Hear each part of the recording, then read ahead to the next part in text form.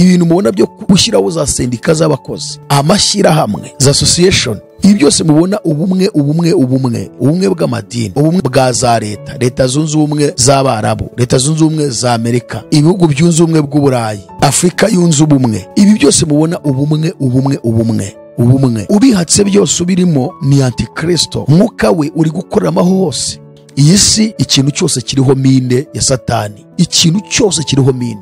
Ahantu hose Satani arafata kugira ngo areke arimbuza abantu. Bigaragara ko Satani ariho ahantu afite umusaruro w'abantu benshi agiye kurimbuza. Naho hanze y'idini nta n'abariya, abantu bose bafite amadini barizwamo, barashaka kwitirirwa izina rya Yesu ariko ntibashaka kuyoborwa n'amategeko n'amabwiriza ya Yesu. Ni mpamvu Satani abantu afite benshi bazarimbuka n'abantu bose bari mu matorero ya Gikristo. Imana yaranyisangiye, ijwi riransanga rimbwira ibyo bintu, rirambwira ngo nimpaguruke mbibwira abantu. Ijwi ry'Imana mutagira ngo ni ibintu twihimbiye twebwe. Imana yarambwiye ngo haguruka ubibwira abantu, kandi buri wese asobanukirwe, anareba aho yicaye katari mu idini cyangwa ari mu itorero. Wowe urebe kurikije ibi bintu, urebe niba aho wicaye uri mu idini cyangwa uri mu itorero. Ubutumwa Imana yamaye nkunze kubasobanurira ni ugusenya ikinyoma kivuga yuko itorero rya Kristo riri mu ibanga. Icya kabiri ni ugusenya ikinyoma kivuga yuko umuntu atemerewe gucira mugenzi we urubanza. Icya gatatu ni kivuga yuko itorero rya Kristo ngo rigomba kurererwa mu idini, kandi idini twamaze kubona ko ari Satani. Ntabwo Satani agomba kurerera Imana, ntabwo Imana yananiwe kwirerera kugera ku rwego rw'uko ireresha Satani itorero cyangwa se abana bayo. Abavuga ko itorero ry'Imana cyangwa se rya Yesu riri mu ibanga, abo ni abasatanike. Izo nyigisho ni satanisme, izo nyigisho ni tuzemera. Itorero rya Kristo ntabwo riri mu ibanga, itorero rya Kristo rirafatika mu buryo bufatika. Ababyigisha rero ni ukugira ngo bakomeze gukora ibyaha, bakomeze babajijishe, babereke yuko amadini yose harimo umugeni wa Kristo, kuko itorero rya Kristo riri mu ibanga. Ni ikinyoma. Itorero rya Kristo rirafatika. Iyo ni inyigisho nayo y'abadayimoni ivuga yuko hariho umwana wo kurimbuka n'umwana w'ubugingo. Ntawe ubutumwa bwiza bwanditswe na Yohana 3:16, kuko Imana yakunze abari mu isi cyane byatumye itanga umwana wayo w'ikinege kugira ngo umwizera wese, n'umwizera wese, ni amahitamo, ni choice. Ntugomba kubihitamo, ugahitamo kwizera cyangwa ntuhitemo kwizera. Ariko Imana yamutanze kubw'urukundo wo gukunda abari mu isi bose. Nta numwe rero yarobanuye ngo ndamwanze ndamukunze. Mu rukundo rw'Imana nuko abantu bose bakizwa bakabona ubugingo, kuko abantu bose bakomoka kuri Adamu, kandi Adamu Imana yamuteguriye kubaho neza n'urubyaro ruzamukomokaho. Uyu munsi rero turashaka kubereka ko iki ari ikinyoma babahaye kuva mukimara kwemera ibyo babigisha mukabyizereramo, kugera ku rwego rw'uko bishop wawe w'umusambanyi ukihangana ngo nubwo ari umusambanyi ariko Imana yamuhaye ngo anyobore, kandi mpavuye narimbuka. Uyu Kayanja wo muri Uganda ni umutinganyi pi. Abapasiteri besha bishop benshi amaze kuba batinganyi. Niyo mpamvu tubabwira ngo kwemera ko babayobora bagiye kubaha umwuka bakiriye. Iyo spiritual, uwo mwuka wo mugiye kwakira. Iki gitandukanya cyangwa se kigaragaza ko itorero rya Kristo bitari mu ibanga ahubwo rigaragara. Niki kibigaragaza? Ngiki igiti cyiza ntikibasha kwera imbuto mbi, ni igiti kibi ntikibasha kwera imbuto nziza. Mwumve, twabasobanuye ko itorero mu rurimi rw'Ikigiriki bisobanura eklesia, bisobanura abantu bahamagawe bagakurwa mu moko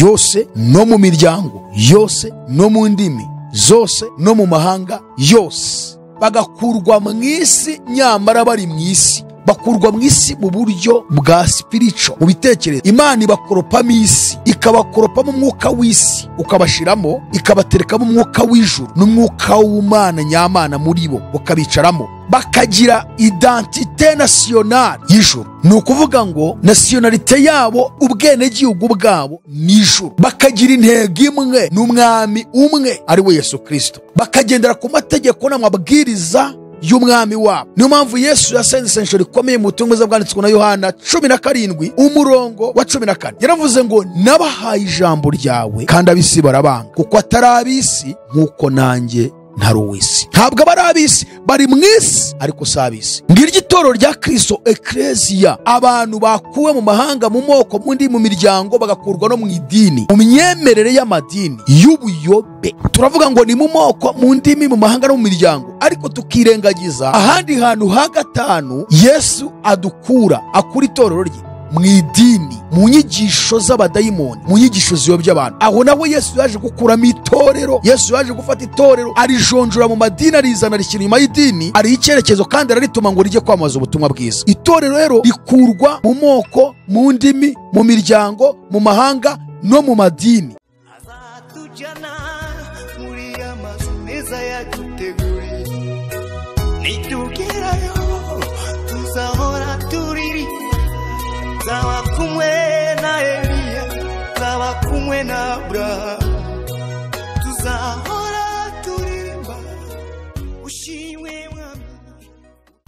Amahoro y'Imana, nshuti z'umusaraba, mwebwe mwese mubana natwe kandi mugafata umwanya wo gukomeza gukurikira ubutumwa bwiza tugenda tubagezaho butambuka kuri AYALONI TV.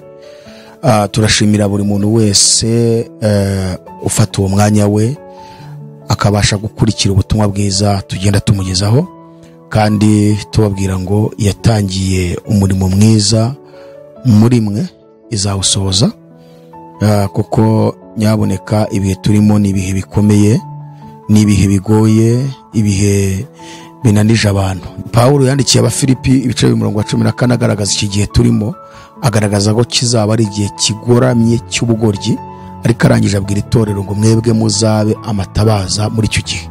Bene data, twashaka kubabwira ngo isi mureba igeze finally, igeze ku musozo, nubwo abantu batabyitayeho.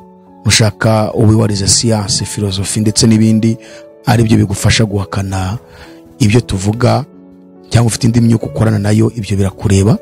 Ariko twebwe turashaka kuburira abantu tubabwira yuko igihe turimo ari igihe cy'umusozo w'isi. Iyi si nta misi isigaje. Iyi si hari ibintu byinshi, hari ibimenyetso byinshi Imana itwereka, duhishurirwa, tubona, bigaragaza ko irangiye. Kandi Satani ari gukoresha umuvuduko we hahandi yatangiye akora yihishira, none hamaze kwerura ku mugaragaro, arimo aragaragaza ibikorwa bye byose mu buryo bwo kurimbuza abantu, ntabwo akihishira. Kandi noneho igitangaje mu kwese bivuze ko muri icyo gihe cy'imisi imeruka ab'imbere bazaba inyuma, b'inyuma bakaba b'imbere, kandi abantu bazarushaho kwirukankira cyane ibiyobya cyangwa se ibibayobya bibarimbuza. Niko turi kubibona. Satani rero ari gukoresha inzira zose kugira ngo ananize abantu, kandi ajya mbabwire ngo Satani ntabwo ashaka ibiti, ntashaka amashyamba, ntashaka inyamaswa, ntashaka amatungo, ntashaka ubutaka, ntashaka ibyo duhinga, nubwo rimwe na rimwe bimwe muri byo byifashisha kugira ngo arwanye umuntu.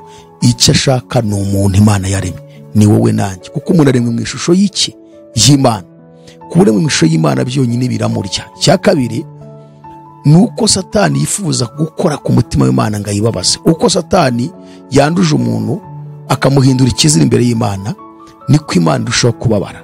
Niyo mpamvu rero we ashaka umuntu, niyo mpamvu ari gukora cyane. Rero aciye mu byo duhora tubabwira buri munsi. Ubu ngubu araca mu nzira nyinshi, araca muri siyansi. Siyansi yo niyo indikirwamana gikomeye ku isi. Ubu abanyabwenge bw'isi bafashe siyanse bayihindura imana yabo, bareka Imana rurema yabahaye ubwo bwenge bwo guhishirwa siyansi. Siyansi ubu niyo mana y'abari mu isi. Tekinoloji cyo ni icya kabiri, ikoranabuhanga. Cya gatatu, Satani ari kunyuramo n'iterambere ryo kwihutisha mu isi, ari kwihutisha iterambere muri iyi si. Abantu barashaka gutera imbere ku muvuduko mwinshi. Icya kane ni ubutegetsi bwo mu isi, ubutegetsi bwo mu isi, aho hantu ni maraca. Cya gatanu ni mu idini, mu birebana n'iyobokamana, mu madini. Mbona ko amadini yose yamaze kunga ubumwe, yaba amadini uhereye kuri Islam, haba kuri Hinduism, haba kuri Judaism, haba kuri Buddhism. Aya madini ya gipagani yose, yaba aya madini ya gakondo yo muri Afrika, ndetse n'aya madini ya gikristo, ayo yose mubona yitirirwa izina rya Kristo, bose bamaze kwibumbira hamwe. Ntimwabibonye se? Ntimwabibonye muri Leta Zunze Ubumwe z'Abarabu, Abu Dhabi, muri Leta Zunze Ubumwe z'Abarabu? Ntabwo mwabibonye ko icyicaro cyamaze kubakwa, papa yanagitashye, gihuza amadini yose, yaba ya gipagani, yaba amadini ya gakondo, yaba amadini ya gikristo, ndetse n'idini rya Judaism, idini ry'Abayuda rikigendera mu mategeko, mu bitabo 5 bya Mose, Toha, Tangiriro, Kuva, Abarewi, Kubara, Gutegeka kwa kabiri. Ariko se ibyo tuvuga ubundi murabibona? Gihe hari ikintu ubu sindabyumva abantu ikibazo bafite. Ubundi murabibona cyangwa ntabyo mubona? Ariko mushobora kuba mutabibona kubera ko amaso yanyu yahumwe bitewe n'ibyo Satani arimo kuzana mu isi. So rero Satani aho hanemo kuhaca ku muvuduko mwinshi. ibintu mubona byo gushyiraho za sendika z'abakozi, amashyirahamwe za association, ibi byose mubona ubumwe bw'amadini, ubumwe bwa za leta zunze ubumwe z'Abarabu, leta zunze ubumwe za Amerika, ibihugu byunze ubumwe bw'Uburayi, Afurika yunze ubumwe, ibi byose mubona ubumwe ubihatse byose ubirimo ni antikristo. Mwuka we uri gukoreramo hose. Niyo mpamvu abayobozi bahagarariye amadini ya gikristo, aya madini ya gikristo bamaze kwipfa amatwi, bari kwirukankana abantu babajyana ikuzimu kubarimbuza, kandi bo bakurikiye icyubahiro n'amafaranga ndetse no kumenyekana. Abantu baremera gukomeza kuyobora abantu bajyana kurimbuka kugira ngo bibonere icyubahiro, amafaranga, kumenyekana. Kandi ikindi kintu kibabaje gikomeye giteye n'agahinda nuko abayoboke b'abo bantu babiringiye ku rwego rukomeye kugeza ku rwego bumva ko ari bo bonyine bagomba gucaho kugira ngo bazagere mu ijuru, kandi ntawe wabarenganya ko niyo sisiteme mwizemo. Ubu abantu barashaka kwitirirwa izina rya Yesu ariko ntibashaka guhinduka. Igitabo cy'umuhanuzi Yesaya ndibwira ni igice cya 2. Yesaya yarahanuye aravuga ngo mu minsi y'imperuka abagore 7 bazajya ku mugabo umwe, bamubwire bati kwitunga tuzitunga, kwiyambika tuziyambika, kwigaburira tuzigaburira, ariko tureke twitirirwa izina ryawe. Abagore bavugwaga mutegeko ngo ni abagore basanzwe, ni amadini, kuko Bibiliya mu buhanuzi bwa Bibiliya idini rigereranywa n'umugore, cyangwa se Imana ikunda kugereranya idini n'umugore. Byahishuwe ibice 12 umurongo wa 1, hanyuma n'ibyahishuwe ibice 17 umurongo wa 1 kugeza ku murongo wa 6. Ni ukuvuga ngo idini rikunda kugereranywa n'umugore. Imana yivuze umugore cyane muri Bibiliya mu buhanuzi, ishaka kuvuga imyemerere, idini. So iyo bavuze abagore 7 rero, Imana ishaka kwerekana umwuzuro wabitirirwa izina ryayo ku rwego rw'isi, ko benshi bazitirirwa izina rya Kristo ariko bakanga kuyoboka amategeko n'amabwiriza ya Kristo. Gusa bagire aderesi, buri wese agira aho abarizwa. Niyo mpamvu tubabwira ubutumwa bwiza mukabuhinyura, mukatwita abayobye, tukababwira ngo yemwe dore ayo madini murimo mubarizwamo, izo aderesi na aderesi ziri kubirukankana zibahindura abanzi b'Imana, zikabagira abakunzi ba Satani, muri kwiruka mujyanwe kuzimu. Abantu ntibabyumve ngo ariko ngo tugomba kujya aderesi, kandi ngo tugomba guterana, ngo Bibiliya avuga ngo tugomba guterana kwera. Guterana kwera ni ukuhe? Abera n'abayo. Iri jambo guterana birumvikana, ni abantu bahuriye hamwe bwa bumwe. Hanyuma hajeho kwera bivuga ngo n'abera, ni abantu koko bakijijwe badafite ikindi kintu kibanduza, cyangwa izindi nyigisho z'ubuyobe, iz'abadayimoni, cyangwa izindi nyigisho ushobora kubajisha ngo bemewe n'Imana kandi batemewe n'Imana. Abo nibo bitwa abera, ni nabo bahura bakitwa iteraniro ry'abera. None aya madini yose mubona, aya gikristo, wagize ngo ni hehe akivuga ubutumwa bwiza? Bamwe barigisha teolojiya, abo ngo ni abahanga mu kwigisha, akigisha yashyize silabisi imbere ye, yafashe urupapuro yanditse, nta mwuka ukibaha ibyo kuvuga, shwi ni ufata urupapuro agategura ibyo aza kwigisha akabivuga. Abatateguye ngo bigishe ibya teolojiya, bakuye mu mateolojiya agashyira silabisi imbere ye, arigisha prosperity gospel, akabigisha ibintu bishingiye ku biryo n'amafaranga, akazi, iterambere ry'umubiri, kwaguka, mbega ibintu byose bishingiye ku mubiri gusa. Abantu ngo barajya mu ijuru, mujya he? Ntaho mujya. Njya guna kuvuga ngo ari iryanjye hari wenda naribaha.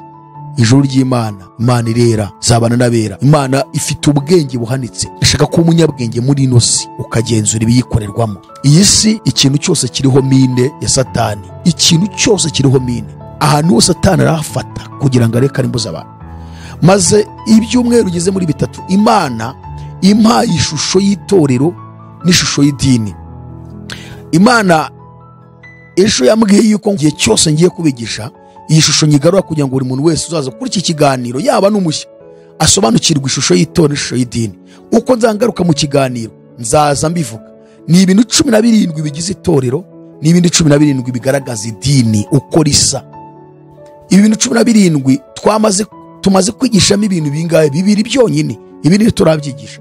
Ariko kubivuga byonyine buri wese atabona ishusho y'idini agahita areba mu idini asengeramo, hahandi uvuga ngo na adresse, ngo ugomba kugira address yawe aho barizwa, ugahita ubibona. Iyo uri umunyabwenge ushaka kujya mu ijuru urabibona, ariko kubera ko abantu babaye ibihuri badashaka kumva, ntago ahita abona ibyo tuvuze. Ibyo rero ndaje ndabivuga. Gusa icyo nababwiraga nuko abantu benshi bayitirwa izina rya Kristo ko ntibashaka kuyoboka amategeko n'amabwiriza ya Kristo, ntibashaka kumva ubutumwa bwiza bw'ubwami bw'Imana bubabohora ho imigozi n'iminyururu Satani yababohesheje y'ibyaha ndetse n'ibindi bibi byinshi bagira. Ariko ntabwo mubona ibintu birimo biraza byaduka mu isi bene da, ntabwo mubibona. Ntabwo mubona ibintu ukuntu biza bikurikirana. Murebe ibintu byabagaho mbere ya covid, murebe n'imoko nyuma ya covid. Habanje covid, hakurikiyeho intambara ya Ukraine n'Uburusiya. Ubukene bwabayeho no ku bintu byarazamutse kubera peteroli na gaze na mazutu na lisanse byazamutse, byo kurya birazamuka, ahantu hose yarazamutse, transport yarazamutse. Ibyo mubiveho rero, mugero no kubirebana n'iki kintu kiri kogezwa ku isi kandi gishyizwemo imbaraga, ubutinganyi. Icyo ni icyakane gifite imbaraga ku muvuduko mwinshi cyane, ubutinganyi. None ubu wagiye ku zindi covid iteye ubwoba no itandukanye n'iriya. Iyo virus barayirangije, bagiye kubikora. None murebe ikindi cya gatandatu, ukuntu bashyizeho gahunda, umuryango wawe bushyizeho gahunda yo kwigisha abana bato kuva ku myaka ingahe 5 kugeza ku myaka 18. Buri cyiciro cyose gifite amasomo kigiye kugenda gihabwa kubirebana n'ubusambanyi. Barigishwa kwikinisha, barigishwa imibonano mpuzabitsina, barigishwa kuboneza urubyaro, barimo barabigisha kwihindura. Niba uri umukobwa ukihindura umuhungu, niba uri umuhungu ukihindura umukobwa, mbega kwiyumvamo ko uriwe ako kanya atari we uriwe. Mu yandi magambo, niba uri umuhungu ukumva ko udakeneye kuba umuhungu cyangwa utari umuhungu ahubwo uri umukobwa, ubundi ugahita wihinuza. Ntabwo mubona ko iyo systeme umuryango w'umujyi wamaze kwishyiraho mu bihugu by'Uburayi? Induru zimaze ravuga mu Bufaransa, mu Bubiligi, za Amerika. Ababyeyi nawuze nkurikirana ejo bundi muri Canada bari kwigaragambya, bagiye mu mihanda, barimo kuvuga yuko bareka kwigisha abana babo ibyo ngibyo. Kandi ibi byamaze kwanzurwa ko umuryango w'abibumbye wamaze gusohora iryo bwirizwa cyangwa iryo bwiriza, nuko buri gihugu cyose kigomba kwigisha abana imibonano mpuzabitsina ndetse na biriya ngo bya niba ari transgender, mbega uburyo bwo kwiyumvamo uriwe ariko kumva nturi uwo nguwo ahubwo urundi wundi. Niba uri umukobwa ukavuga ati ngende umuhungu, niba uri umuhungu ukavuga ngo ndi umukobwa. Ibi bintu rero mureba n'ibindi mugiye kubona, ibyo bigaragaza ko isi irangiye. Amadini yamaze kwakira ubutinganyi ku mugaragaro. Murabibona muri Anglikani, murabibona muri ADEPR, murimo murabibona mu yandi madini yose. Barasinye, bamaze gusinya. Nyamara cyakoze bajya bavangabwirwa besha kumva beneyo. Tugiye muri statistique y'abitwa ngo naba Kristo, abitirirwa izina rya Kristo, tubona ko benda kugira hafi 1/2 cy'abatuye isi. Ndibwira muri 2007 niba atari 2008 nibwo hasohotse statistique y'umubare w'abantu bamaze kugera ku isi. Icyo gihe bavuga ko ari miliyari 7. Kuva icyo gihe kugeza uyu munsi ndibwira ko indi miliyari yabonetse. Isi igizwe na miliyari z'abantu 8.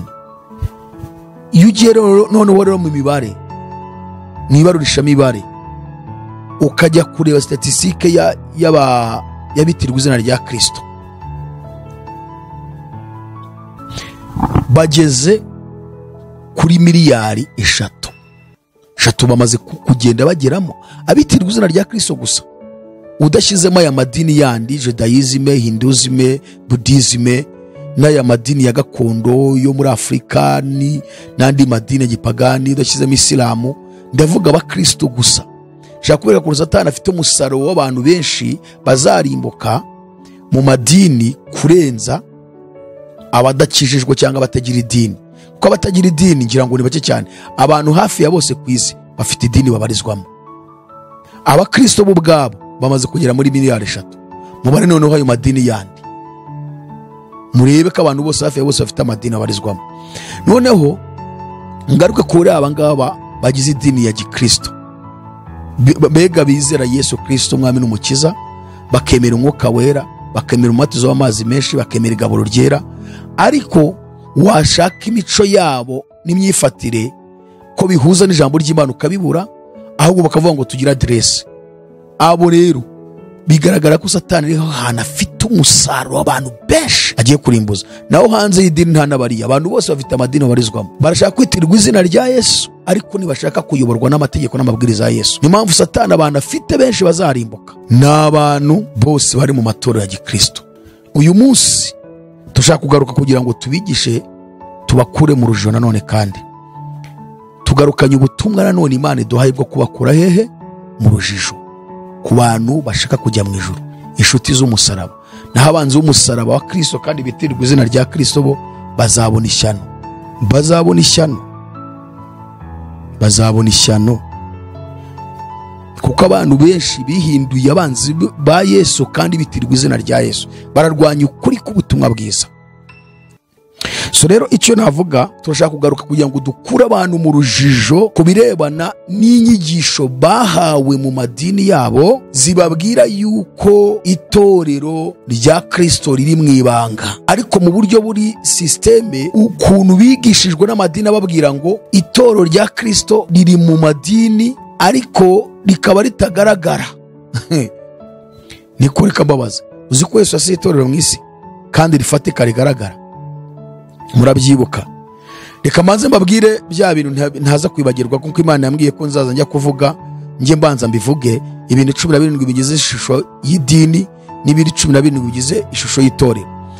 Icyambere, itorero ritangirira mu ijuru, idini naryo rigatangirira mu ijuru. Se w'idini ni Satani, se w'itorero ni Imana. Idini ni inzu ya Satani, itorero ni inzu y'Imana. Idini ribitse ikinyoma, itorero ribitse ukuri. Idini rivuga ikinyoma, itorero rikavuga ukuri. Idini rirwanya ukuri, itorero rikarwanya ikinyoma. Idini rivuga ko ukuri kose kudakwiriye kuvugwa, itorero ryo riti ukuri kose gukwiriye kuvugwa. Idini rifite abantu barigize kandi barihagarariye mu isi, itorero ryo rikagira abantu barigize kandi barihagarariye mu isi. Idini rirwanirira ikinyoma cyaryo, itorero rikarwanira ukuri kwaryo. Idini ni igiti cy'ubwenge bumenyesha icyiza n'ikibi, itorero ni igiti cy'ubugingo. Idini rirwanya abantu bose bavuga ukuri, aribo torero. Itorero naryo rikemera kurenganywa n'idini rizira ukuri. Idini rivanga ukuri n'ikinyoma, itorero rikavuga ukuri gusa. Idini rikoresha ubwenge bw'isi mu kwamamaza ubutumwa bwiza, itorero ryo rigakoresha ubwenge bw'ijuru. Idini rigira ubwibone no kwishyira hejuru, itorero rikicisha bugufi. Idini ni urupfu, itorero ni ubugingo. 16. Idini ni inzira ngari, itorero ni inzira ifunganye. Idini ni inzira igana ikuzimu yo kurimbuka, itorero ni inzira igana mu ijuru y'ubugingo buhoraho. Ibi bintu 12 turifuza ko wicara ukabishungura neza, ukumva ibigize idini. Urasanga mu idini ryawe ubamo kuva wakizwa, ari byo byiberamo, ari byo bahoramo, ari byo babamo buri munsi. Amatiku, intambara, ubwibone, kwishyira hejuru, kurwanya ukuri, kuvuga ukuri kuvanze n'ikinyoma, urasanga ari byo byuzuyemo.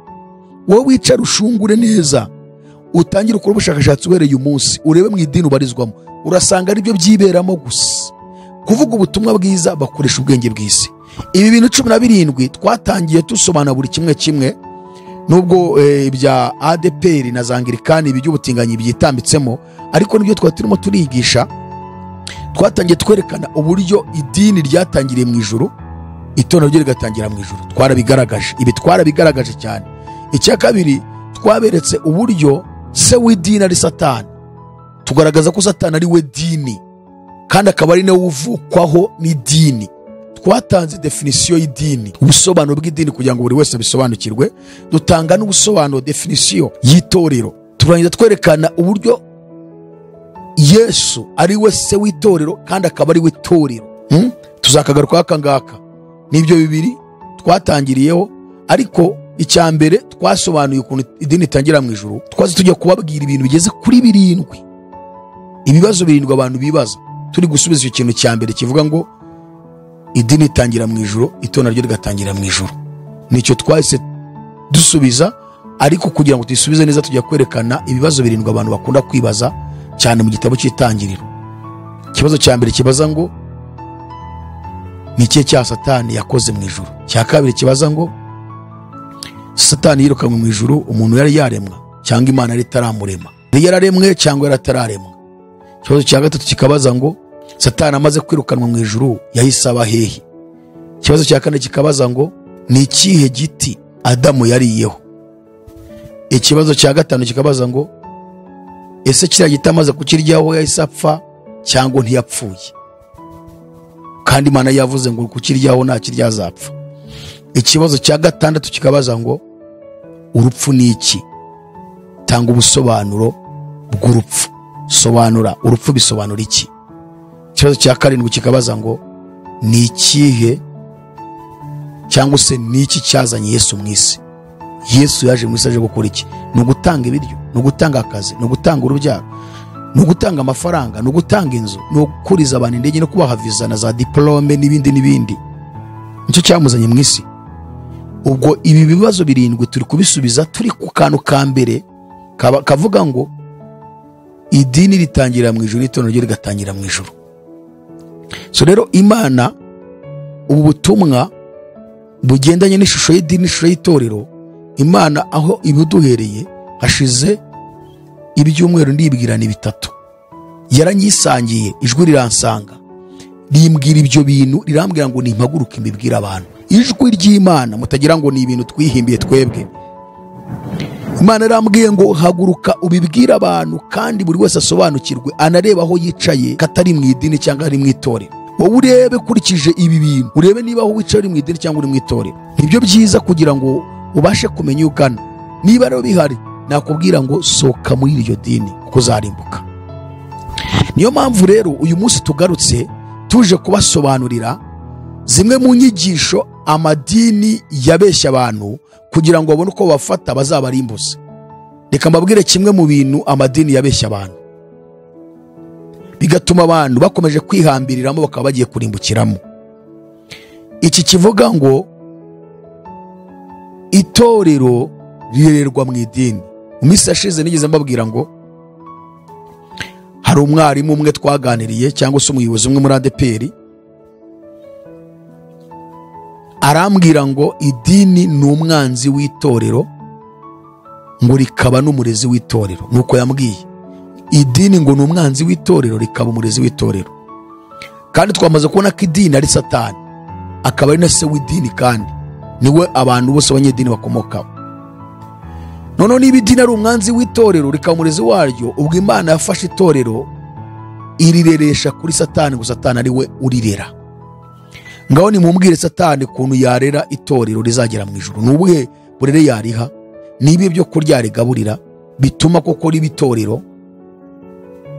Uwo muyobozi muri ADEPR niko anyibwiriye ngo idini ni umwanzi w'itorero, rikaba n'umurezi w'itorero. Ubwo nibwo buryo rero abayobozi b'amadini bigishije abantu, kuko bari bazi ko bazagira amafuti menshi n'inzara n'inyota yo gukuramo abantu amafaranga no kwigisha inyigisho z'ubuyobe no gutuma abantu badakura mu by'Agakiza, no kuba nabo ubwabo bazabahora bahanganye bakanaregana mu nkiko. Bagira ubwoba ko abo bari kwigisha nibaramuka babonye ibyo bari gukora bazamenya ko atari abanyetorero barimo kubajyana kurimbuka. Bazabona koko ko abo bayobozi atari abanyetorero, ahubwo ko barimo kubajyana kurimbuka. Bahitamo no kwerekana ko itorero riri mu idini, ngo umugeni wa Kristo ngari mu idini, ngo kandi itorero ngo ni iry'umwuka, ngo rizwi na Kristo, ngo nta muntu urizi. Niyo mpamvu bakunda kuvuga ngo buri dini ryose ngo ririmo umugeni, ngo Imana irifitemo umugeni. Buri dini ryose, ubwo kuvuga ngo muri Islam Imana ifitemo umugeni, muri Catholic isenga ibishushanyo n'abadayimoni n'abapfuye Imana ifitemo umugeni, muri ADEPR n'ahandi barimo kuzana ubutinganyi Imana ifitemo umugeni, muri Judaism, Hinduism, Buddhism Imana ifitemo umugeni. Iyo bavuga gutyo mujye mwumva ko ari cyo mo kwerekana ubwo ni bwa bumwe, ecumenism, ubumwe bw'amadini, iyobokamana rimwe rihuje amadini yose ku buryo bemerana, nta ucira undi urubanza, nta uvuga ngo wowe warayobye. So rero iyo navuga ngo ni umwuka mubi winjijwemo n'abantu bagiye bashinga amatorero. Ayo matorero aza guhinduka idini bitewe n'ibyo bashakaga. Berekana yuko ngo itorero rya Kristo ridafatika, ngo ni itorero ryo mu mwuka ritazwi, ritabonwa n'amaso y'umubiri, ngo kandi rikaba rirererwa mu idini. Uyu munsi rero turashaka kubereka ko icyo ari ikinyoma babahaye kuva mukimara kwemera ibyo babigisha mukabyizereramo, kugera ku rwego rw'uko bishop wawe umusambanyi ukihangana ngo nubwo ari umusambanyi ariko Imana yamuhaye ngo anyobore kandi mpavuye narimbuka. Padiri, musenyeri cyangwa paseri cyangwa apostle ukaba ubizi ko ari umujura, akaba ari igisambo cy'ikeskoro, cyangwa se akaba ari umutinganyi ndetse n'ibindi, ariko ukemera ukihangana uti oya mvuyemo narimbuka, Imana yemeye kanyobora, kandi Imana ishaka ko tuba mu materaniro tukagera guterana kwera, rero ngomba kugira adresse mvuyeyo na aba ngiye kurimbuka. Hano mu gihugu cy'Ubugande umuntu witwa Kayanja muramuzi, ibyo arazwi neza ko ari umutinganyi kandi afite abantu batagengana. Murabizi iwacu mu Rwanda ibiterane yagiye kubakoresha byinshi bikabera muri stade, bakajya bazana utugare n'imbago ngo yahagurukije abana bavana mu tugare. Uyu Kayanja wo muri Uganda ni umutinganyi pi. Abapasiteri benshi, abishop benshi amaze kuba batinganye. Niyo mpamvu tubabwira ngo kwemera ko babayobora bagiye kubaha umwuka bakiriye. Iyo spiritual, uwo mwuka wo mugiye kwakira uko akwigisha. Nashaka bakwigisha ukuri ko muri Bibiliya, umwuka uri kumusunika ni uzakira. Nawe uzakira uwo mwuka, uzaba umutinganyi, wemera abatinganyi, ubashyigikire, urwanye ukuri kuvuga ko batinganyi. Mu bihugu by'Uburayi na za Amerika dufite abantu benshi bamaze kwemera abatinganyi kandi b'Abakristo, bakavuga ngo rwose bamwigisha abantu urukundo, ngo kandi amatinganyi nabo ni abantu nkatwe. Ubundi se aruhakanye ko umutinganyi ari umuntu nkatwe? Twebwe turavuga ibyaha bakora, ntabwo tuvuga umuntu. Niyo mpamvu Imana ikunda umunyabyaha ariko ikanga ibyaha umuntu akora. Imana irwanya icyaha, ntirwanya umunyabyaha. Imana izarimbura icyaha, ntizarimbura umunyabyaha. Niba rero ibyaha ukora biri muri wowe, Imana nijya kubirimbura nawe uzarimburanwa nabyo, uzarimbukana nabyo, kuko yo izabije kurimbura icyaha. Ko icyaha cyazanywe na Satani, umuntu wimitse icyaha muri we aba yimitse Satani muri we. Imana izazije kurimbura Satani, niba ari muri wowe nawe uzarimbukana nawe. Ntabwo rero Imana irwanya umunyabyaha. Imana ikunda umuntu yaremye, ikunda abantu bose yaremye, ariko ikanga ibyaha bibarimo. Ni nayo mpamvu izahana ibyaha bibarimo, kandi nihana ibyaha bibarimo nabo bazarimbukanwa nabyo. Nta muntu wanga umutinganyi, twanga ibyaha bakora. Icyo cyaha Bibiliya nticyemera. Mubare wa 11 ntihabyemera. Abaroma igice cya mbere umurongo wa 18 kugeza 22 ntihabyemera. Itangira igice cya 18 mu gihe cya Loti naho harabivuga. Ubutumwa bwiza bwanditswe na Matayo igice cya 24 muzagisome hose. Bibiliya igaragaza ko ubutinganyi ni icyaha Imana yanga urunuka, kandi ni kimwe mu cyaha gituma Imana iza mu buryo bwihuse guhora inzigo kubanze kuyumvira. Mwagize ngisi murebe isigaje kingana iki? Nose niba Imana yaramanutse ku midugudu ibiri Sodomu n'Igomora, none ubutinganyi ukaba bwogeye isi yose, ibihugu byose bikamaze kubyemeza, bakaba barimo kwigisha abana ubusambanyi no kwihindura mu mitekerereze yabo, bakihindura ibitsina bataremwemo, bakabigisha abana kwikinisha no kureba za pornography.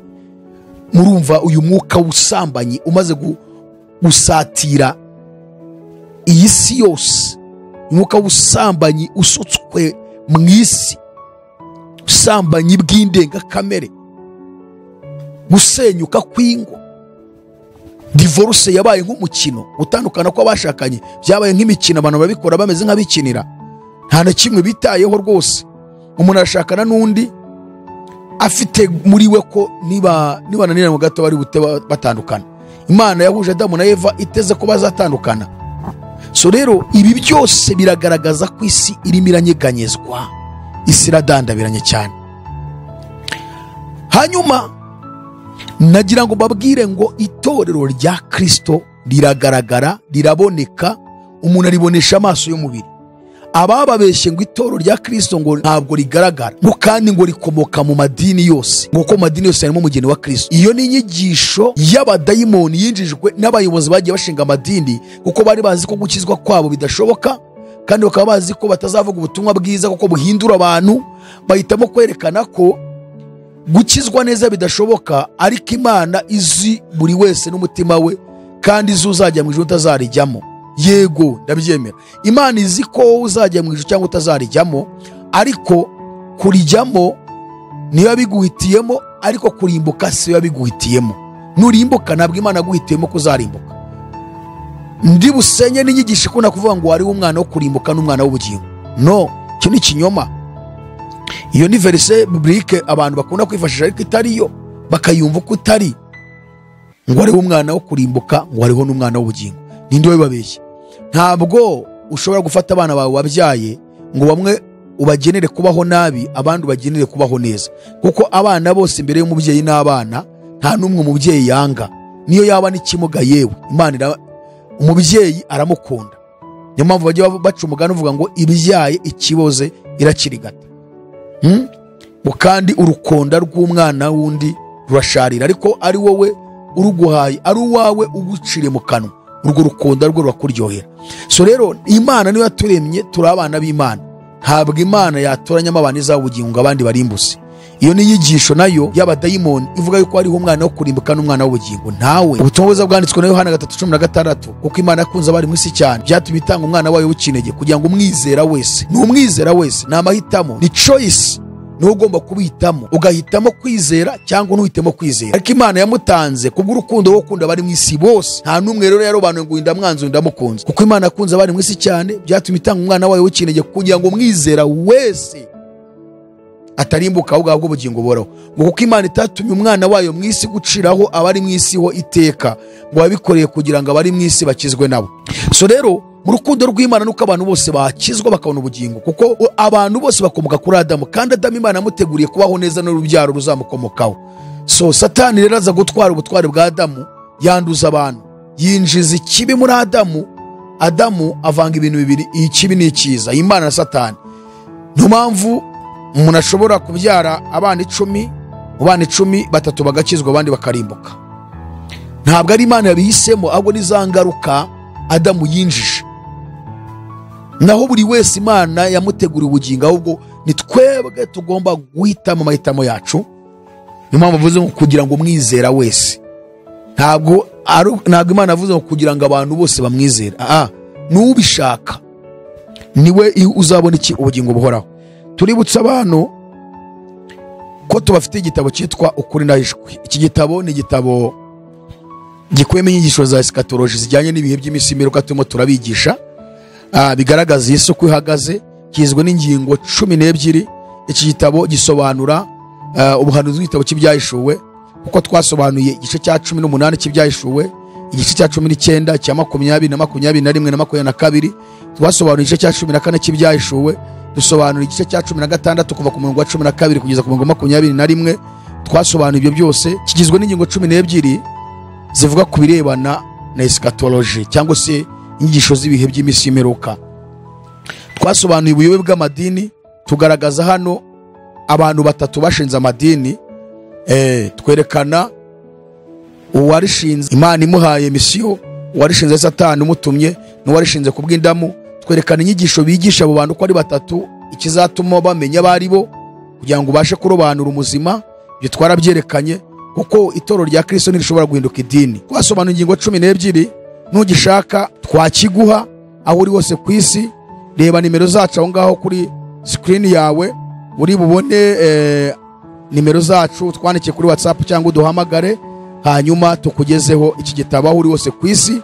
Indege zirakijyana mu gihugu cy'u Rwanda, mu ntara imodoka zirakijyana, muri Kigali abamotari bagishyira abantu bagikeneye. Hanyuma rero tugaruke, ni ukuvuga ngo rero turashaka kugira ngo tubasobanurire neza ko itorero rya Kristo rirafatika. Ababeshya ngo ntabwo rifatika barabeshya, kuko bananiwe gukizwa, bakagaragaza ko nta muntu ushobora kumenya undi kakijijwe keretse Imana yonyine. Ngo rero ntabwo twemerewe gucira abantu imanza, ahubwo ushobora kuba uwucira urubanza azajya mu ijoro ntujyeyo. rero aho niho bajishiriza abantu bakababwira yuko buri muntu wese Imana ari yimuzi ko azajya mu ijuru. Bakerekana rero ko mu madini byanga byakunda hagomba kubonekamo ibibi, akabonekamo ibyaha, abantu bakagaragara abapagani, ariko nubwo bimeze bityo ngo ari itorero rerwa kandi ariho Yesu azakora itorero. Ibyo ni ibinyoma. Abavuga ko itorero rya Kristo riri mu ibanga barabeshya. Abavuga ko itorero ry'Imana cyangwa se rya Yesu riri mu ibanga, abo ni abasatanike. Izo nyigisho ni satanism, izo nyigisho ni tuzemera. Itorero rya Kristo ntabwo riri mu ibanga, itorero rya Kristo rirafatika mu buryo bufatika. Ababyigisha rero ni ukugira ngo bakomeze gukora ibyaha, bakomeze babajijishe, babereke yuko amadini yose harimo umugeni wa Kristo, kuko itorero rya Kristo riri mu ibanga. Ni ikinyoma. Itorero rya Kristo rirafatika. Ushobora kundeba jewe ukamenya niba ndi itorero rya Kristo, ushobora kukureba wowe amenya niba uri itorero rya Kristo. So ndashaka kubigisha rero imbavana mu rujijo rw'amadini mumazemo imyaka myinshi, bababeshya mugakomeza kwizirika muri ayo madini ukaba mugiye kurimbukiramo. Munega amatwi mu nyumve kuko n'ubutumwa Imana yampaye mu bwumve neza. Icya mbere ni ugusenya inyigisho zivuga yuko itorero rya Kristo riri mu ibanga. Icya kabiri ni ugusenya inyigisho zivuga yuko Bibiliya ngo ntiyemerera ko ducira abantu imanza. Ibyo bintu binashaka kubigaragaza uburyo biri byemera. Bibiliya igaragaza ko itorero rya Kristo rigaragara. Bibiliya igaragaza ko tugomba gucira abantu urubanza. Nabirwa vuba ariko mwebwe ngo ndi wabahaye ngo gucira abantu urubanza, ngo mwebwe ngo mwihaye ngo mwicaye ku ntebe ya Kristo ngo murirwa mucira abantu imanza, ngo abapaseri ngo abashumba. Umva, ngiyewe nemereye kugucira urubanza ko ijambo ry'Imana rabinyemerera. Ndabyemerewe kuko ababivuga ni systeme bigishijwemo ko itorero rya Kristo riri mu ibanga, nta urizi ngo tutemere gucira abantu imanza, kuko we ncira urubanza ngejo namubona yagiye mu ijuru. Ikinyoma. Igihe cyose nakubonaho imbuto z'umwuka ntabwo uri itorero rya Kristo, kandi nemere kugucira iki urubanza. Mwumvishe ibintu bibiri ngiye kuvuga. Ubutumwa Imana yampaye nkunze kubasobanurira ni ugusenya ikinyoma kivuga yuko itorero rya Kristo riri mu ibanga. Cya kabiri ni ugusenya ikinyoma kivuga yuko umuntu atemere gucira mugenzi we urubanza. Mongeyeho n'icya gatatu, kambahe n'icya gatatu. Icya gatatu ni kivuga yuko itorero rya Kristo ngo rigomba kurererwa mu idini, kandi idini twamaze kubona ko ari Satani. Ntabwo Satani agomba kurerera Imana, ntabwo Imana yananiwe kwirerera kugera ku rwego rw'uko ireresha Satani itorero cyangwa se abana bayo. Satani se umugome rw'imbi, se w'ibinyoma, akaba umunyabinyoma utarigeze ahagarara mu kuri na rimwe, niwe uzabasha kurerera Yesu abana. Yesu ari we kuri. Bibiliya ikavuga ko Satani atigeze ahagarara mu kuri na rimwe. None abo bana bafite se w'ukuri, ni gute umunyabinyoma yabasha kubarera? Ayo rero ni amakosa amadini ya Gikristo yakoze, bitewe n'uko abayobozi bayashinze babonaga badashoboye gukizwa. Ikindi kandi bakaba ari injiji mu gusobanukirwa ijambo ry'Imana. Ikindi kandi bakaba bafite inyungu muri rubanda barimo kugenda babeshya ngo barabayoboye, banga kubabwiza ukuri ngo bakizwe bamara maze barababeshya ngo nubwo bimeze bityo ariko itorero rya Kristo riri mu ibanga. Reka dusome rero twumve icyo Yesu abivugaho. Turasoma ubutumwa bwiza uko bwanditswe, ubutumwa bwiza uko bwanditswe na Matayo. Duhereye ku cya mbere kivuga ku birebana n'uko itorero rya Kristo rigaragara, rifatika. Reka aricyo duheraho. Ubutumwa bwiza bwa Yesu Kristo bwanditswe na Matayo 7:13. Baravuze ngo munyure mu irembo rifunganye, kuko irembo ari rigari n'inzira ijyana abantu kurimbuka ari nini, kandi abayinyuramo ni benshi. Ariko irembo rifunganye ni inzira ijya mu bugingo, iraruhije, kandi abayinyuramo ni bake. Mwirinde abantu z'ibinyoma bazaho muri basa nk'intama, ariko imbere ari amasega. Muzabamenyera ku mbuto zabo. Mbese hari abasoroma imizabibu ku mugenge, cyangwa imbuto z'umutini ku gitovu?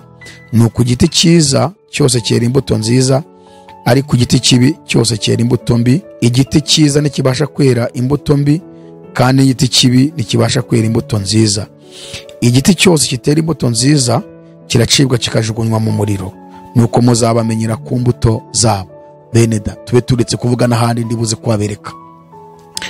Aya magambo warayasomye? Ese pasire we yarakwigishije? Bishop we yarakwigishije? Apostle we yarakwigishije? padiri yarakwigishije, musenyeri yarakwigishije, papa yarayabigishije ko ari we kirongozi uyoboye idini ya Kiliziya Gatolika n'andi madini yose ku isi. Aya magambo barayabigisha mukayumva icyo Yesu yavuze. Ndagira ngo utekereze icyo kintu. Yesu ati munyure mu irembo rifunganye, ku irembo rigana inzira ijyana abantu kurimbuka nini kandi abanyuramo ni benshi. Ngari irembo rifunganye ni inzira ijya mu bugingo iraruhije kandi abanyuramo ni bake. Aravuga ngo mwirinde abahanuzi b'ibinyoma bazaho muri basa nk'intama ariko imbere ari amasega. Aravuga ngo muzabamenyera ku mbuto zabo. Aka kantu ngo muzabamenyera warakize, warakumvise, ku buryo umuntu akubwira ngo itorero rya Kristo rimwibanga ukabyemera, ngo ntabwo waribonesha amaso y'umubiri. Kandi Yesu ari kugaragaza ikizari kubwira n'ikizari kwereka. Muzabamenyera ku mbuto zabo. Arabaza ngo mbese hari abasoroma imbuto z'umuzabibu ku mugenge ngo cyangwa imbuto z'umutini ku gitovu? Aravuga ngo igiti kibi nticyabasha kwera imbuto nziza kandi n'igiti cyiza nticyabasha kwera imbuto mbi. Arongera kandi ati muzabamenyera ku mbuto zabo.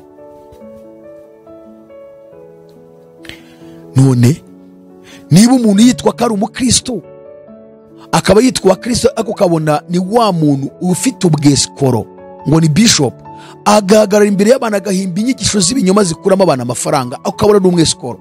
Niba umuntu yitwa ko ari aposo ukaba uzi ko amaze gushakwa n'abagabo 3, ndavuga aposo w'umugore. Niba umuntu yitwa ko ari aposo w'umugabo ukaba uzi ko amaze gushaka abagore 2 cyangwa 3, ukaba uzi ko asambana akora abantu za deliverance, ukaba ubizi intonganya ahoramo n'amatika ahoramo, ukaba ubizi ko ari umunyabinyoma kandi yitirirwa izina rya Kristo, ubwo se uri muzima kuba ukiri imbere ye umutega amatwi ibyo akwigisha? Urumva se ibyo ari buguhe bigendanye n'icyo yitirirwa? Yesu aravuze ngo igiti cyiza ntikibasha kwera imbuto mbi, n'igiti kibi ntikibasha kwera imbuto nziza. Abantu bitirirwa izina rya Kristo bagomba kubabera imbuto nk'iza Kristo.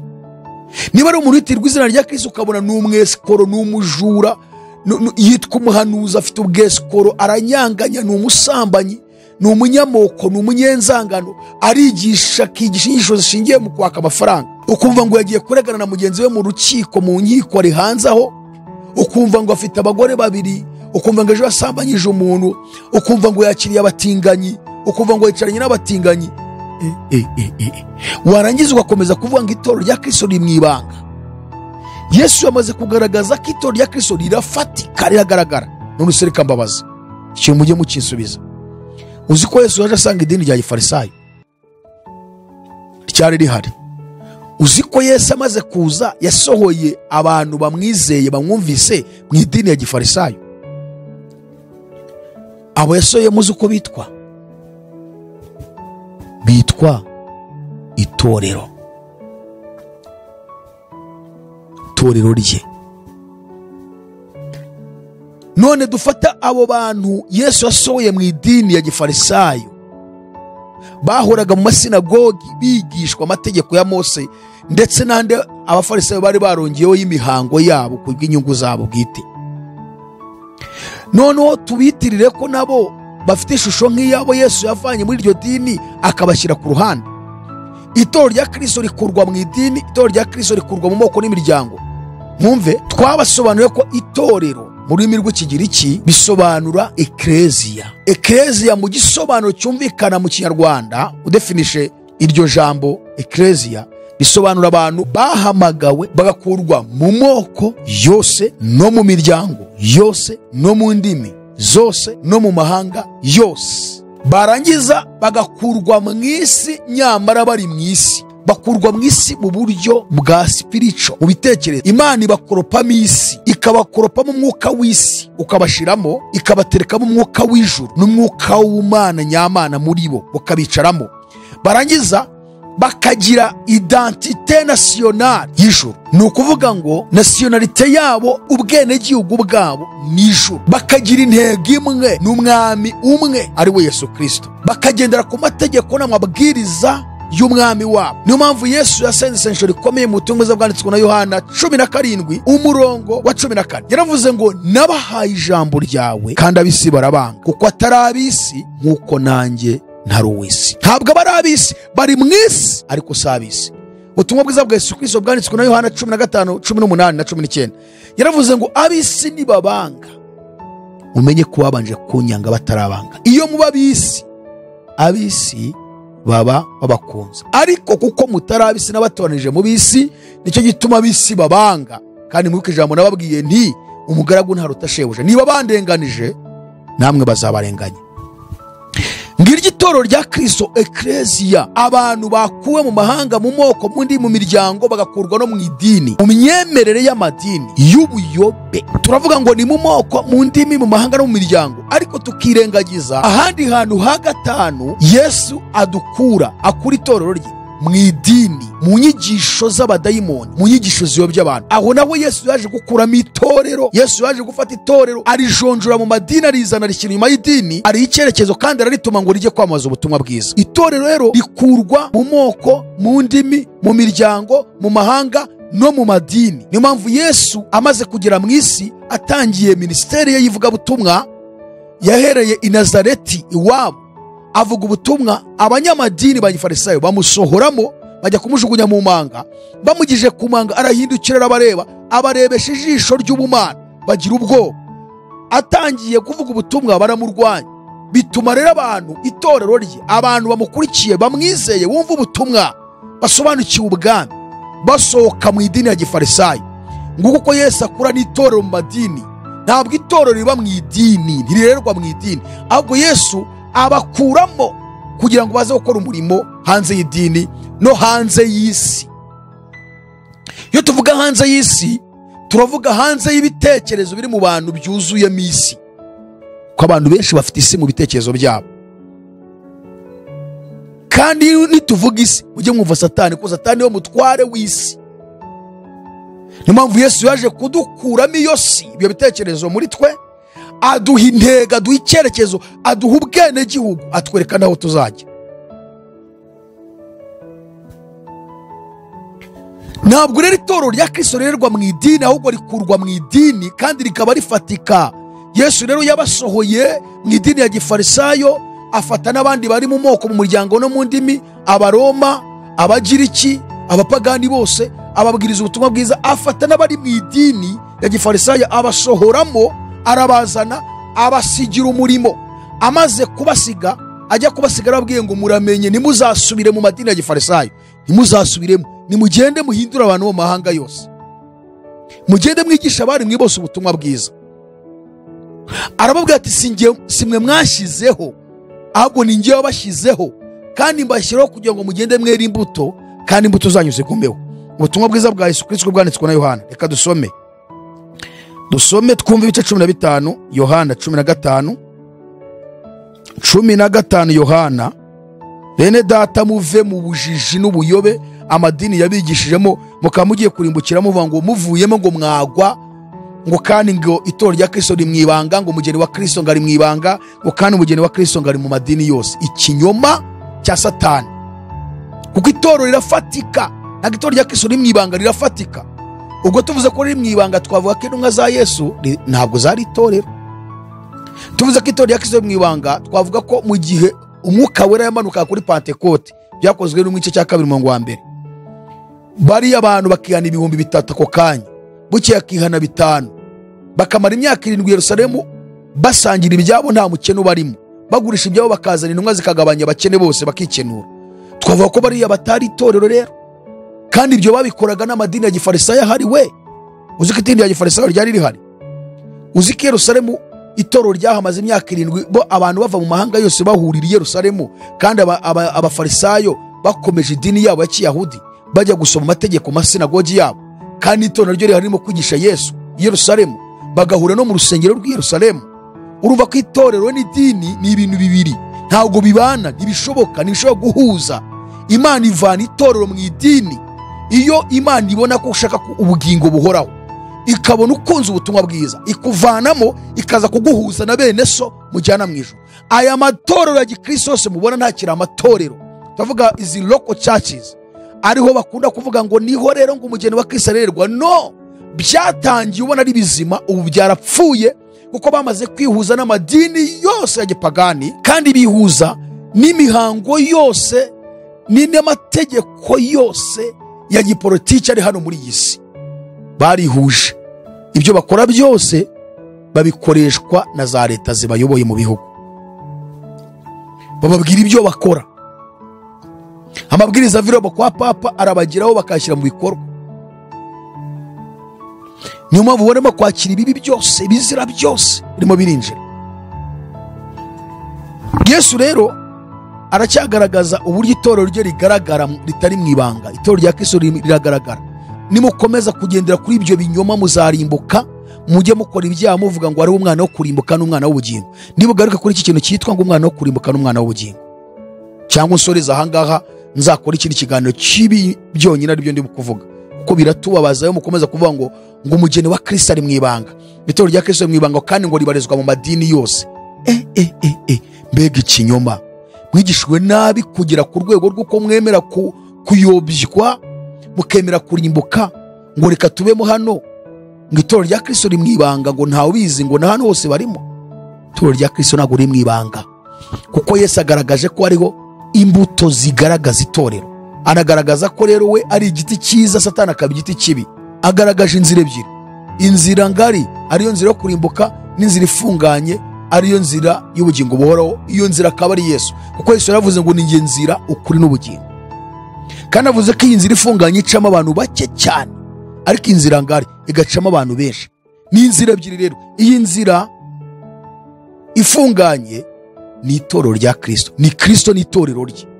Inzira ngari ni abanyabyaha bari mu isi banze gukurikira ukuri, bakurikira imyizerere yo mu madini. None iyo nzira ni Satani. Ni ukuvuga ngo ibikorwa byose Satani yemera bakabikora bahagaze mu nzira ngari.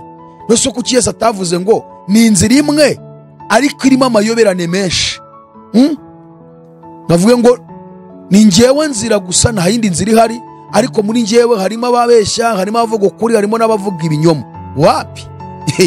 Agaragaje ko ari inzira ebyiri, kandi izo nzira ebyiri ziragaragara. Hariho Yesu, hariho na Satani. Hariho ukuri, hakabaho n'ikinyoma. Hariho imbuto, hakabaho n'ibiti bitagira imbuto.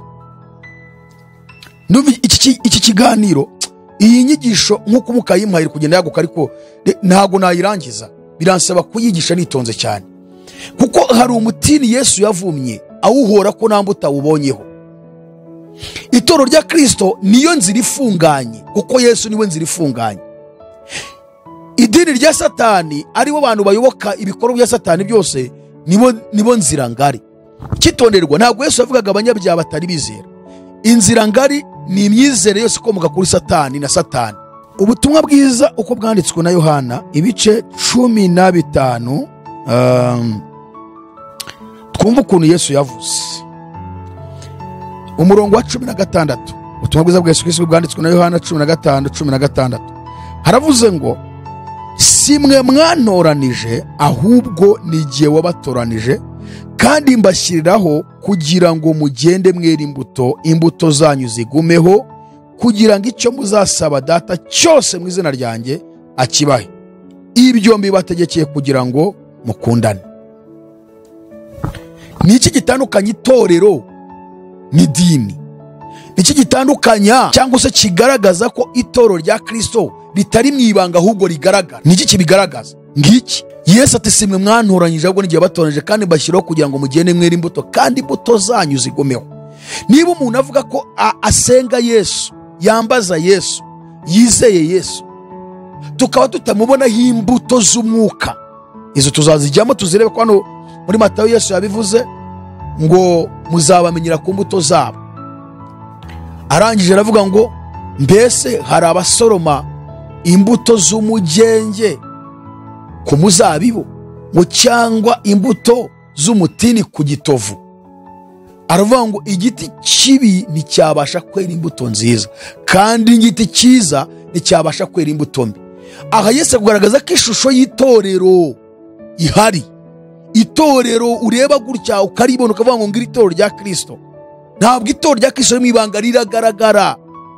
Yesu ari kugaragaza ko itorero rifatika, ari kugaragaza ishusho yaryo, ntabwo riri mu ibanga. Uko niko amadini yigishije abantu arababeshya.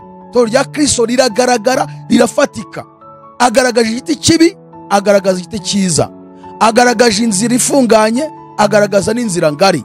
Yongera kwerekana ibizatandukanya abo bantu n'imbuto. None se niba Yesu ari we giti cyiza, umuntu umwizeye kagomba nawe kwera imbuto nziza.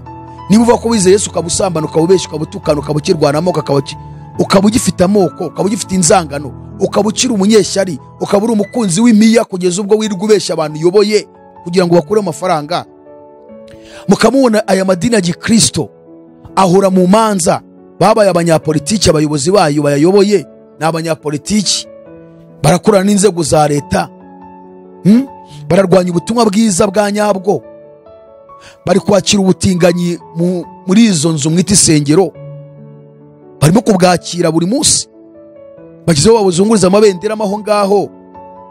Murayoborwa n'ababishopu muzi bashatse abagore 3 cyangwa 4, murahanurirwa n'abahanuzi muzi ko basambana buri munsi, murayoborwa n'abaposo muzi ko bafite amanyanga yandi. Ibyo ni ibiti bibi, kandi ibiti bibi ntibibasha kwera imbuto nziza. Bivuye ngo ntabwo rero aba ari abana b'Imana, kuko Yesu aravuze ngo ntabwo igiti cyiza umukristo koko wanyizeye yabasha kwera imbuto mbi, ntibishoboka. Ngo kandi nta nubwo igiti kibi cyabasha kwera imbuto nziza. Abo rero, abo bapasiteri, abo bantu bose babagaze imbere, abo bahanurira, babigisha, ibi byose muri kubona barimo barinjiza ni ibiti bibi. Niyo mpamvu mutazigira mubona bera imbuto nziza. Maze namwe mukomeze oya ngo tugomba guterana, murarimbutse. Ngo tugomba guterana, ngo se ngo uradusohora ngo tujye guteranira he, ngo se ngo tubaye abandi, ngo se ngo nisohoka ko tuzaba hehe, ngo tuzaba abandi. None wahitamo gukomeza kuyoborwa n'igiti kibi ukacyonkamo amashereka yacyo yo kukurimbuza, cyangwa wahitamo kuyoboka Yesu wenyine wabanze ryo kwizerwa, kandi akaba ari ugusohoza rwose, we banze ryo kwizera, kandi akaba ari we wenyine wagusohoje, akaba ari kuyoboka kugeza mw'Ijuru. Nta muntu n'umwe ufite uruhare rwo hagati yacu na Yesu. Yesu niwe nzira yawe, niwe nzira yanjye, niwe uzatugeza mu bwami bw'Imana. Abandi bose nibavemo. Ibyo ni ibiti bibi kandi ntibazigira bera imbuto nziza. So rero itorero rya Kristo rigaragaza, rifite ishusho yaryo, rifite ishusho. Itorero rya Kristo rifite ishusho igaragara. Ntabwo itorero rya Kristo riri mu ibanga nk'uko abanyamadini bakwigishije. Niyo mpamvu ubona bamaze kunga ubumwe, ekiminizm, bakaba bashaka gushyiraho imyizerere imwe, bakaba bashaka gushyiraho inyigisho zimwe. Ubu kugeza uyu munsi nta dini rishobora kwereka irindi dini ko ryayobye. Nta muyobozi ufite idini rye ushobora kubwira undi muyobozi ufite irindi dini rye ngo ibiri kwigisha warayobye, ngo ajye kumugaragara abwira abantu ati uriya muntu ari kubayobya. Abaprotestani batangiye bakanigisho z'Iroma, none uyu munsi nibo bazakiriye. ADEPR muherutse kuyibona yateraniye muri muri katolike, ADEPR katolike, angirikani, eperi, abaririmbyi babo za Jehova Ire babizi ko bari baje kuririmbamo, kandi abo bose bitwa abaprotestanti. Kandi twasanze izina protestantism cyangwa iri jambo bisobanura ubuhakanyi, guhakana inyigisho z'i Roma. Martin Luther niwe watangiye hakana inyigisho z'i Roma z'ubupapa zo kuyobya abantu, harimo icyo bita indulgensia, kugurisha imbabazi. Papa afite ubushobozi bwo kubabarira abantu, ariko ugomba kugura izo mbabazi, iz'umwaka, iz'ukwezi, iz'amezi 6, umubatizo wo ku gahanga, gutereka ubwanwa n'utugofero, kwambara utugofero mu mutwe, kutarongora n'ibindi n'ibindi. Ibyo ni bimwe mu nyigisho Martin Luther yahakanye, kandi twese niwe dukomokaho twemera ko ibyo yazanye ari byo. None ayo madini babona se tamaze kunga ubumwe se? Kiliziya Gatolika yemera abatagatifu, abantu bapfuye, gusengera abantu bapfuye ngo bafite ibyaha bikeya, bagakurwa muri purigatori bakajyanwa aho abandi bera bari, kuko bavuga ngo ni purigatori y'ibyaha bikeya. Kiliziya Gatolika yemera gusenga abapfuye babasaba ngo babasabire ku Mana. Birihakana ko umuntu wapfuye nta mirimo nta n'imigambi nta bindi bitekerezo, ariko barabiyambaza abantu bapfuye kera. Kiliziya Gatolika afata umuntu upfuye ikamushyira mu batagatifu ikamweza. Papa akavuga ngo ndabyemeje ni umutagatifu mujye mumusenga. Umupapa wese upfuye abantu baramusenga. Kiliziya Gatolika ifite ubuyobe bwinshi, ariko se ntabwo mubona ko bihurije hamwe. Yo muri ADEPR ijya guterana nabo muri izo yisho batarazakiriye. Igiti kibi nikibasha kwera imbuto nziza, kandi igiti cyiza nikibasha kwera imbuto mbi. Muzabamenyera ku mbuto zabo. Rero itorero rya Kristo ntabwo riri mu ibanga rirafatika. Ntabwo ndabigisha ntabwo ndabivuga ko ndumva biruzuye, birimo kubira birimo kumbiramo. Ndashaka kubereka uburyo itorero rya Kristo rigaragara itari mu ibanga. Reka mbe miniyaha nzaza ari byo byonyine tuganira. Ni ibintu bitatu tuganiraho. Icya mbere, ubuyobe bw'amadini yose kugira ngo barimbuze abantu. Abanyamadini bahaye abayoboke babo bababwira yuko itorero rya Kristo riri mu ibanga, kandi rikaba riri mu madini yose. Ni ukuvuga ngo hari indirimbo bagenderaho, hakaba n'indirimbo bagenderaho. Ndibwira n'indirimbo yo mu Gakiza ivuga ngo buri muntu mu itorero abujejwe muri ryo, bakavuga ngo ubwo ni amatorero yose, kandi nta n'itorero rikibayeho. Aya matorero muvuga nicyo bita eglise locale cyangwa se local churches, cyangwa se itorero ry'akarere cyangwa amatorero y'uturere. Ayo ntahari, byararangiye. Ijambo itorero niba ukirishakira muri ibi bintu by'amadini, abangaba bagiye babarizwa ahantu runaka, ADEPR Restoration Church, Healing Center, Zion Temple Miracle Center, Methodist Libre n'ibindi. Niba ukirebera hariya ngo ni mu matorero, ntabwo biri ari amatorero byanditse amadini, kuko ibintu biranga idini bigize amadini, yaba ayo y'abayisilamu, yaba ayo ngayo ya Judaism, yaba ari Hinduism, haba Buddhism, ndetse n'andi madini ya gipagani n'amadini ya gakondo baterekera ababandwa ari hano muri Afurika. Ibyo byamaze kwinjira muri ibyo ngibyo mwita ngo ni amatorero. Noneho iyo ndirimbo bakavuga ngo nicyo umuririmbyi yarimbaga. Ntabwo umuririmbyi yaririmbaga aya maroko churches. Ntabwo yaririmbaga ngo buri muntu mu itorero muri ADEPR Restoration Church ngo abojejwe muri ryo. Ntabwo aricyo ashaka kuvuga. Itorero yavugaga ni itorero Ngiri rya Kristo turimo turavuga, rigaragazwa n'imbuto. Niba ntakubonaho imbuto, ntabwo iri itorero rya Kristo. Ni ibintu bitatu rero turimo turiga. Ndashaka kugira ngo mifature umwanya iki cyisho nyigarukeho cyonyine cyo mbigisha, kuko nabanje kwibanda ku bintu byinshi cyane, kuko numvaga Imana ibishyize ku mutima wanjye. Icya mbere, ubuyobe buvuga yuko itorero rya Kristo riri mu ibanga. Icya kabiri, nabavuga yuko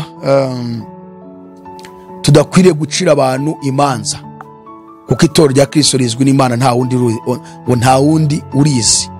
Ntabwo dukwiriye gucira buri wese urubanza. Itorero rya Kristo riri mu ibanga, kandi Yesu niwe urizi. Ngo ushobora kugucira urubanza niwe ushobora kuba ajya mu ijuru. Ubuyobe Bibiliya byerekana ko nemere kugucira urubanza.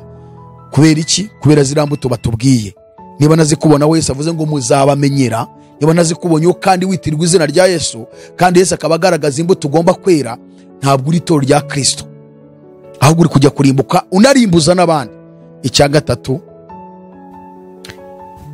ni iki kivuga yuko hari umwana wo kurimbuka n'umwana w'ubugingo.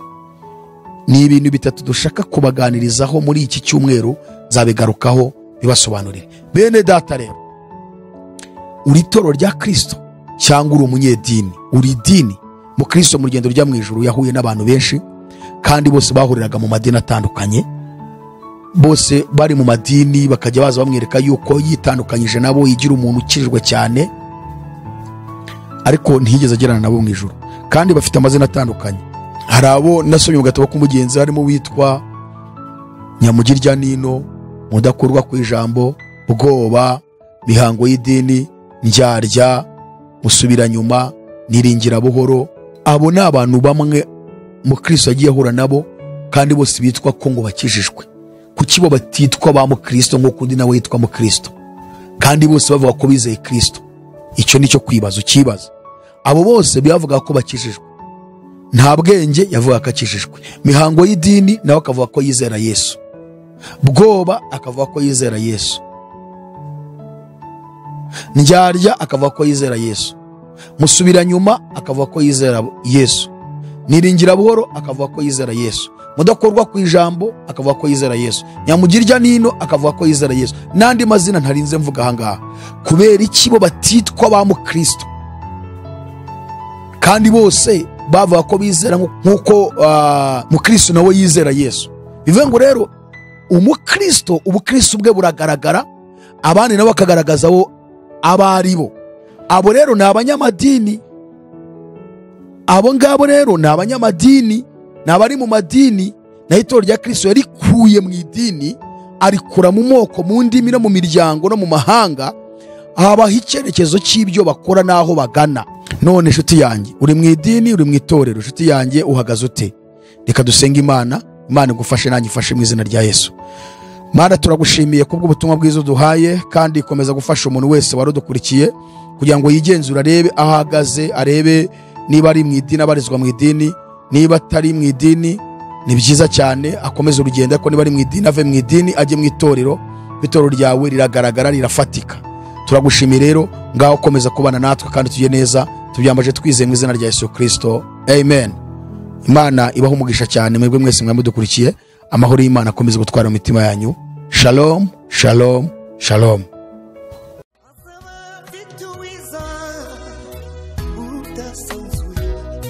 Azaba afite ingororano yo guhema buri wese, guhana n'imirimo yakoreye hano ku isi. Nawe nshuti yanjye aza kwambika ikamba